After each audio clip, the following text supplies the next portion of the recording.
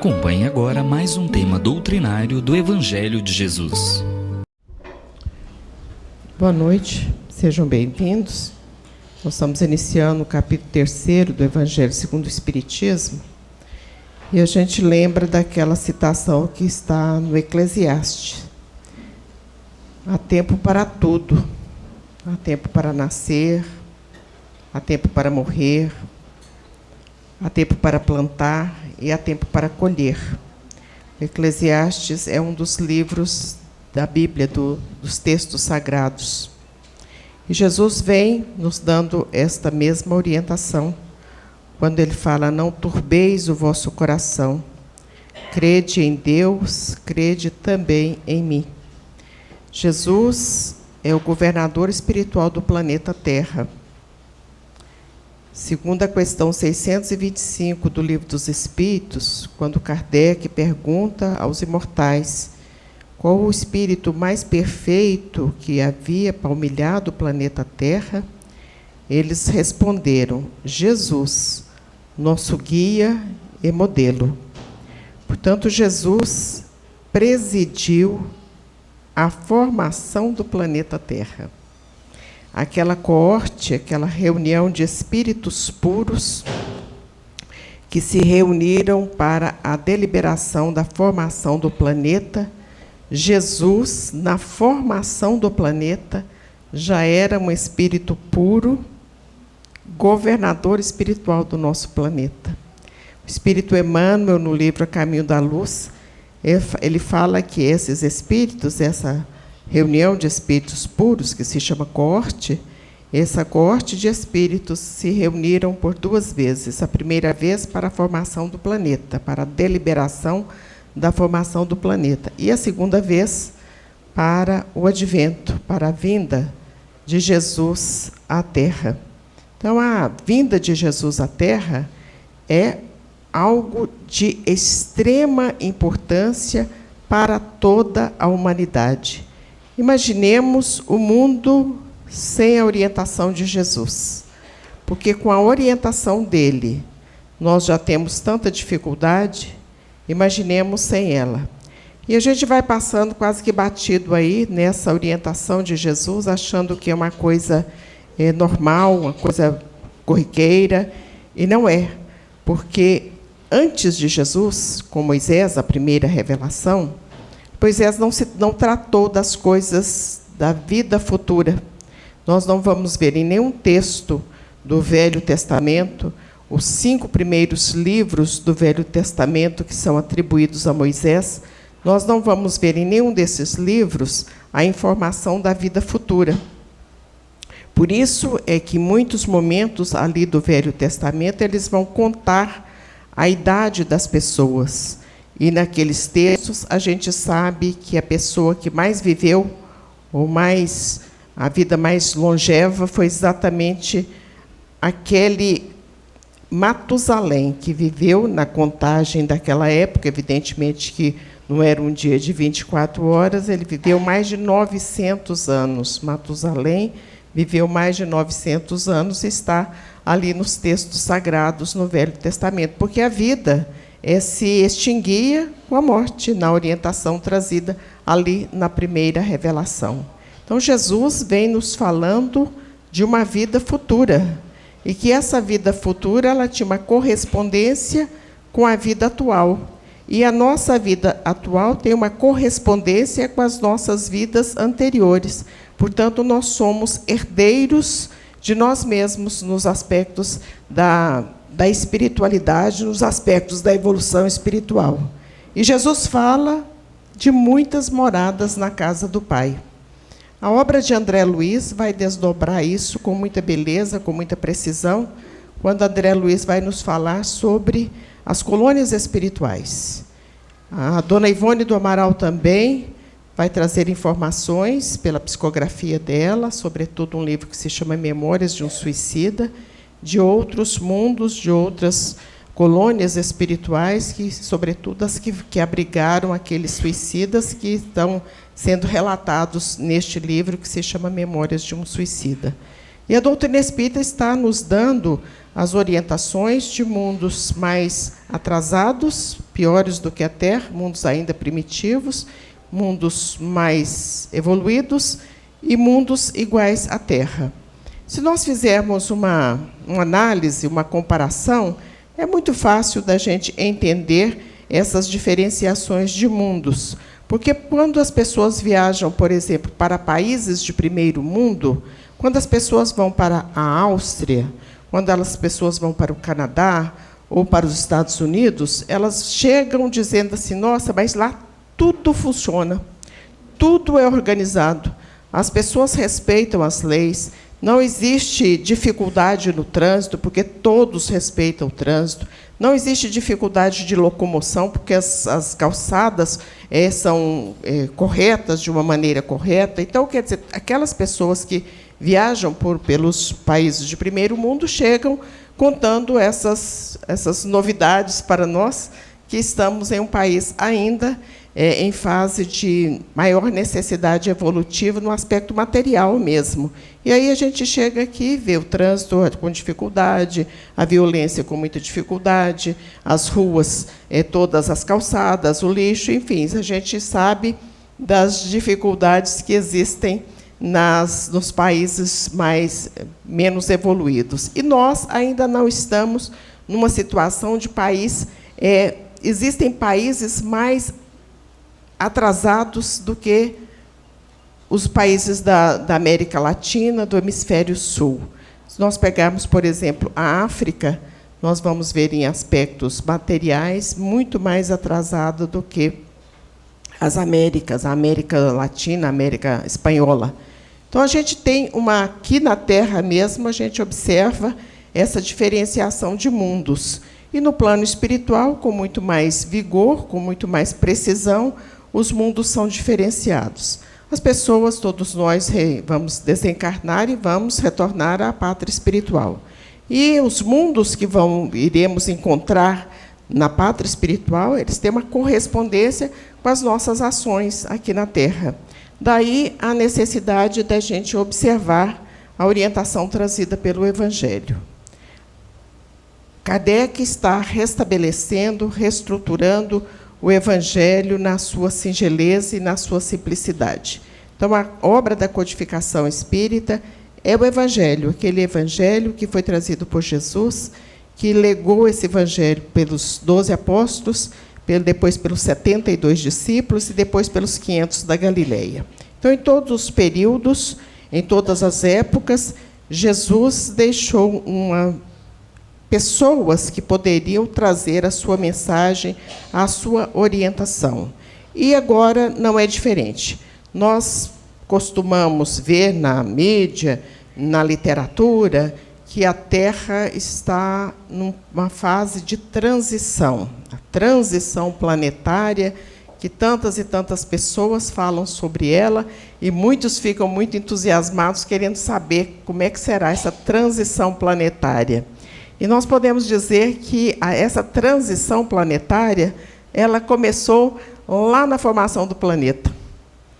Quando a gente vê o Velho Testamento, a gente vai ver a Gênese, Êxodos, Levítico, Números, Deuteronômio, que são os 5 primeiros livros que a gente fez referência a eles, e a gente vai ver na Gênese mosaica, falando assim, que o mundo foi criado em 6 dias.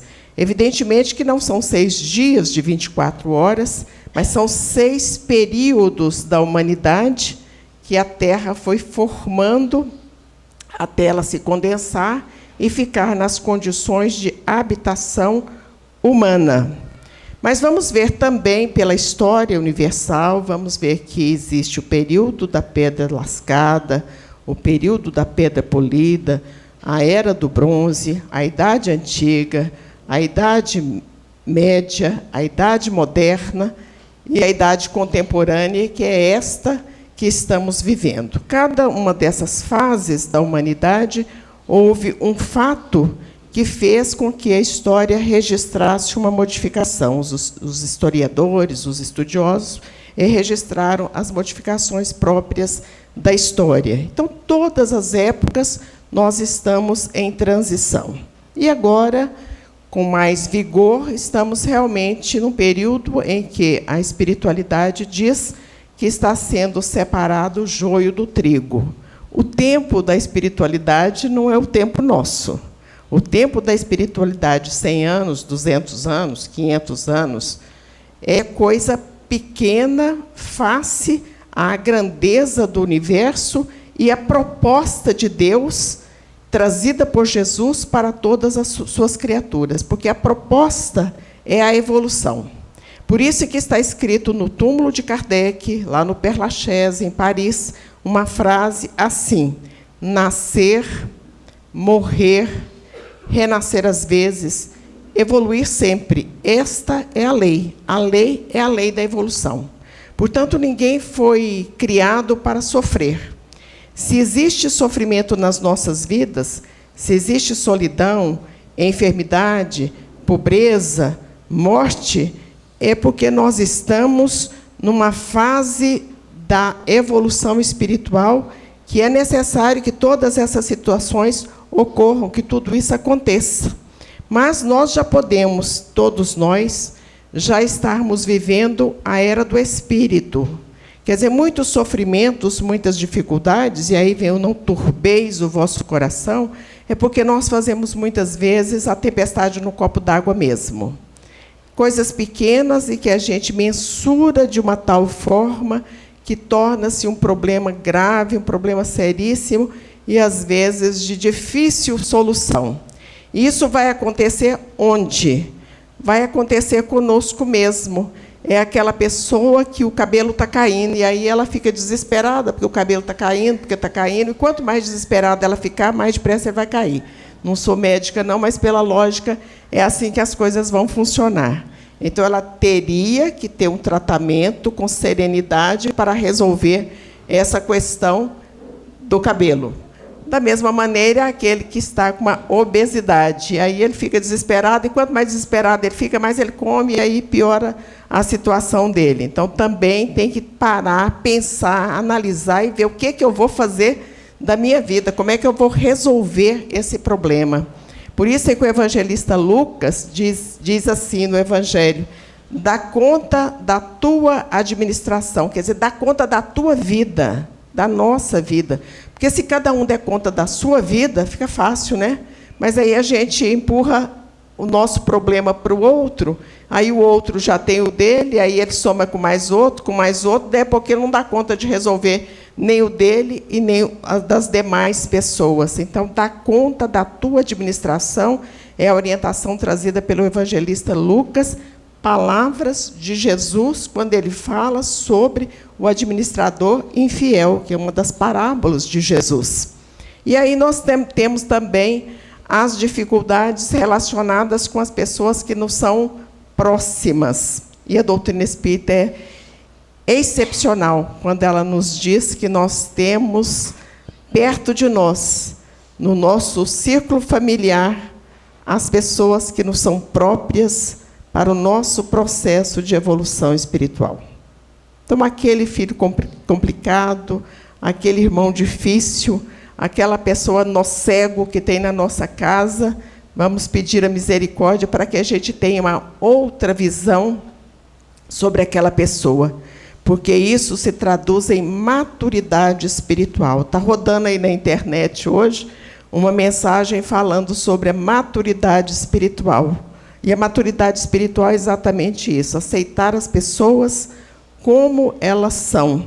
Porque também nós gostamos e gostaríamos que todas as pessoas nos aceitássemos como nós somos. E aí nós vamos turbando o nosso coração com essas coisas pequenas, com essas coisas do cotidiano, no local de trabalho, dentro da casa espírita, porque a casa espírita, e muitos imaginam que um centro espírita, um movimento espírita, é uma comunidade de anjos. Não é. São pessoas com mesmas dificuldades, com as mesmas limitações próprias de um planeta de expiação e provas. Mas hoje nós já podemos pensar diferente e começar a agir diferente, no sentido de não turbar o nosso coração. Mas a gente também coloca muito a alegria nas coisas de ordem material. Também rodando por aí tem uma mensagem, um artigo que é atribuído ao Pedro Bial, e ele faz esse artigo exatamente com relação à morte daquele ator que desencarnou uns dias atrás, e ele diz assim, num determinado momento, ele diz que as pessoas programam a vida da seguinte maneira: amanhã eu vou almoçar isso assim, assim, eu vou telefonar para o fulano de tal, eu vou cortar meu cabelo, eu vou pegar o ônibus e vou visitar uma pessoa, eu vou destratar alguém, né, porque também pode estar naquela nossa mentalização, vou destratar alguém, porque ela me falou um desaforo e eu vou falar outro para ela também. E a gente, então, programa para daqui a pouco, para daqui uma semana, para daqui um mês, e aí vem e a gente morre. Acabou. Morreu. Não tem o cartório para ir, não tem o casamento que vai realizar, não tem a viagem que vai fazer. Não, simplesmente a gente desencarna. E a gente, então, coloca muito as nossas felicidades, as nossas aspirações, os nossos desejos nas coisas de ordem material. E nós podemos garantir que nada disso vai trazer a felicidade às pessoas. Existe um país, ele fica entre a Índia e a China. Ele fica na cordilheira do Himalaia. Esse país é muito frio e ele tem 3 milhões de habitantes por aí, assim, o país todo. O Brasil tem 200 milhões, pouca gente, né?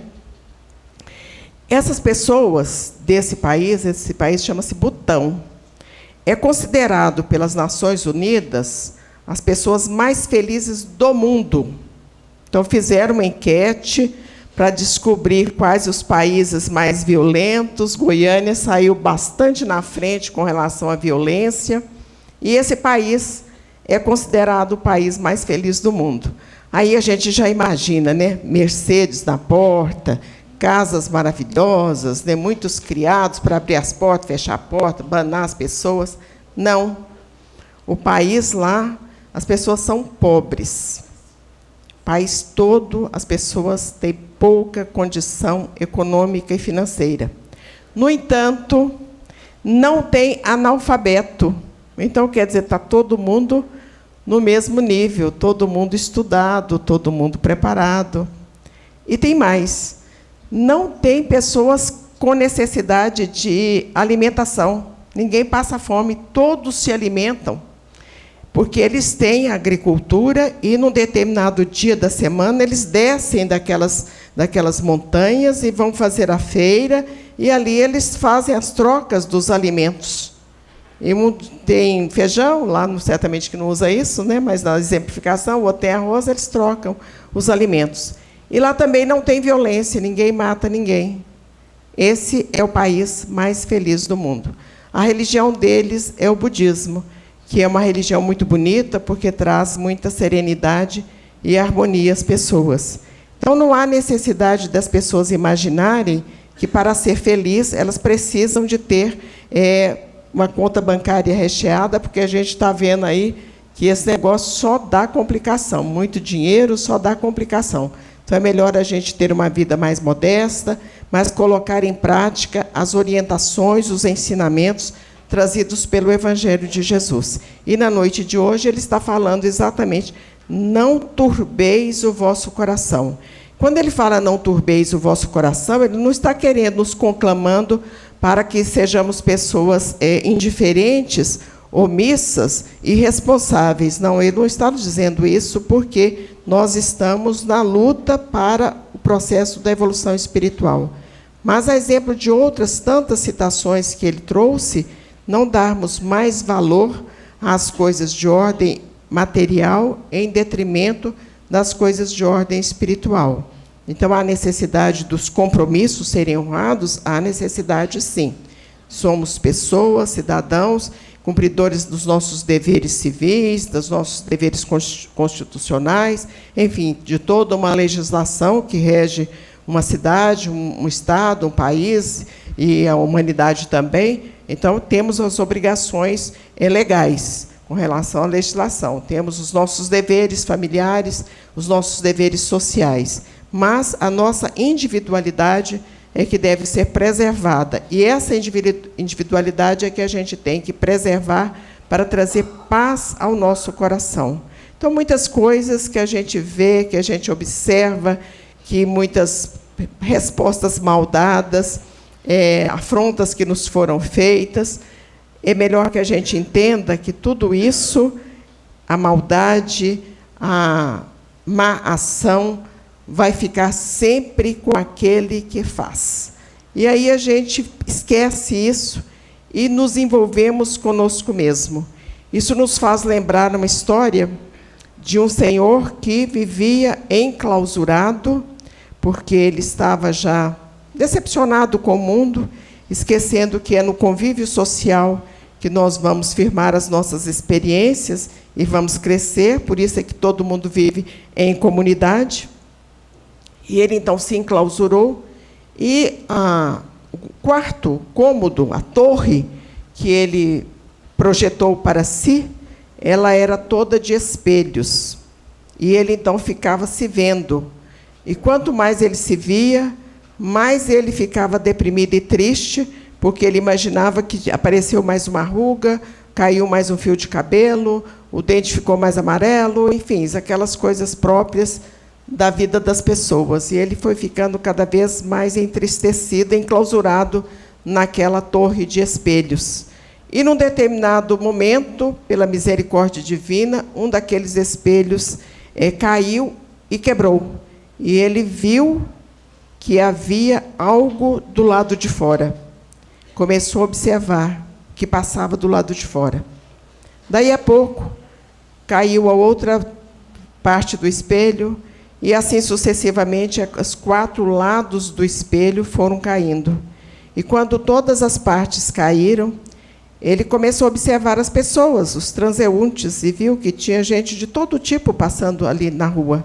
E que muitas daquelas pessoas ele poderia auxiliar de alguma maneira.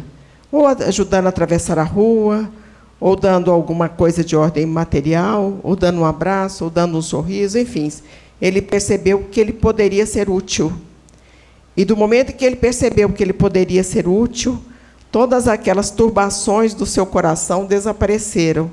Ele saiu dessa torre, desceu para a rua, para conviver com as pessoas, e se tornou uma pessoa útil.